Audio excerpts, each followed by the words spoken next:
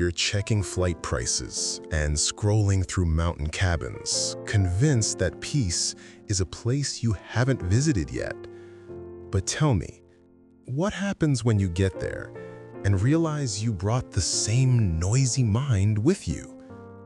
We play the world traveler, seeking a sanctuary in country villages or by the sea. But that's a luxury for the soul that doesn't know its own power. I'm a wanderer too, but I've stopped looking for maps. I've started looking at the pages of a man who realized that his best retreat was never a destination. Let's listen to Marcus Aurelius on the art of withdrawing inward. They seek for themselves private retiring places, as country villages, the seashore, mountains. Yea, thou thyself art wont to long much after such places. But all this thou must know proceeds from simplicity in the highest degree. At what time soever thou wilt, it is in thy power to retire into thyself, and to be at rest, and free from all businesses. A man cannot anywhither retire better than to his own soul. He especially who is beforehand provided of such things within, which whensoever he doth withdraw himself to look in, may presently afford unto him perfect ease and tranquility. By tranquility I understand a decent, orderly disposition and carriage, free from all confusion and tumultuousness. Afford then thyself this retiring continually, and thereby refresh and renew thyself. Let these precepts be brief and fundamental, which as soon as thou dost call them to mind, may suffice thee to purge thy soul thoroughly, and to send thee away well pleased with those things whatsoever they be, which now again, after this short withdrawing of thy soul into herself, thou dost return unto. For what is it that thou art offended at? Can it be at the wickedness of men, when thou dost call to mind this conclusion that all reasonable creatures are made one for another, and that it is part of justice to bear with them, and that it is against their wills that they offend? And how many already, who once likewise prosecuted their enmities, suspected, hated, and fiercely contended, are now long ago stretched out and reduced unto ashes? It is time for thee to make an end. As for those things which among the common chances of the world happen unto thee, as thy particular lot and portion, canst thou be displeased with any of them, when thou dost call that our ordinary dilemma to mind, either a Providence or Democritus's atoms, and with it whatsoever we brought to prove that the whole world is as it were one city?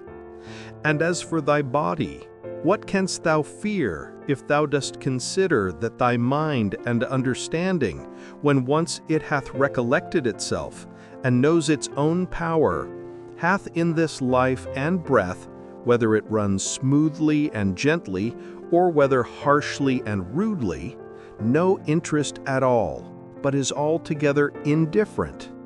And whatsoever else thou hast heard and assented unto concerning either pain or pleasure, but the care of thine honor and reputation will perchance distract thee.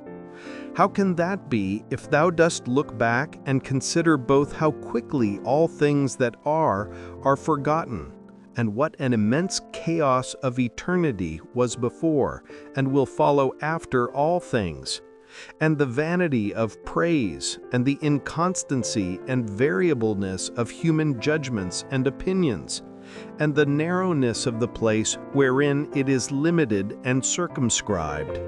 For the whole earth is but as one point, and of it, this inhabited part of it is but a very little part.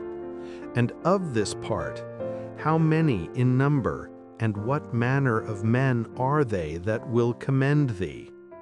What remains then, but that thou often put in practice this kind of retiring of thyself to this little part of thyself, and above all things keep thyself from distraction, and intend not anything vehemently, but be free and consider all things as a man whose proper object is virtue, as a man whose true nature is to be kind and sociable, as a citizen, as a mortal creature.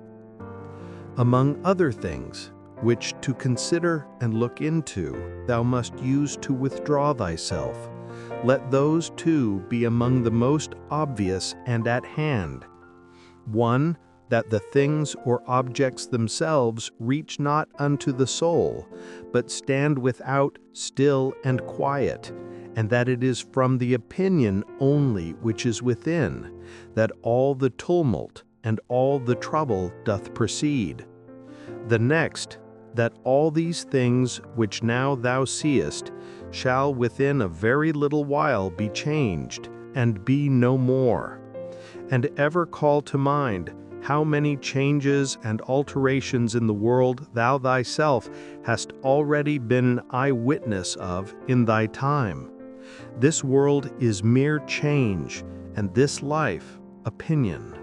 If to understand and to be reasonable be common unto all, then is that reason for which we are termed reasonable common unto all.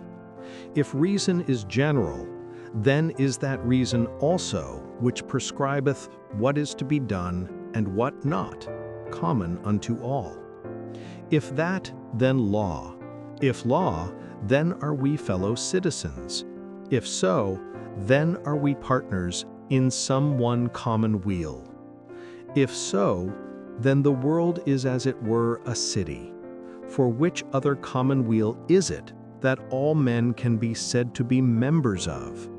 From this common city it is that understanding, reason, and law is derived unto us. For from whence else? For as that which in me is earthly, I have from some common earth, and that which is moist from some other element is imparted.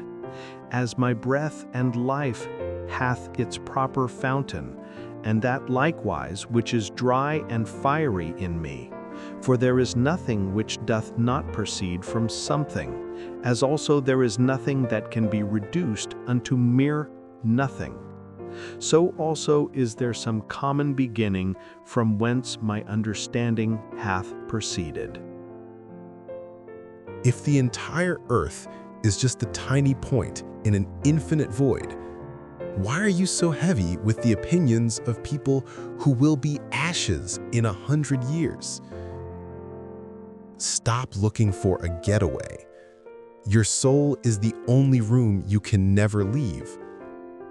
Why not make it a place you actually enjoy staying in? Share your thoughts in the comments below. Leave the noise behind. Find yourself in the void wander.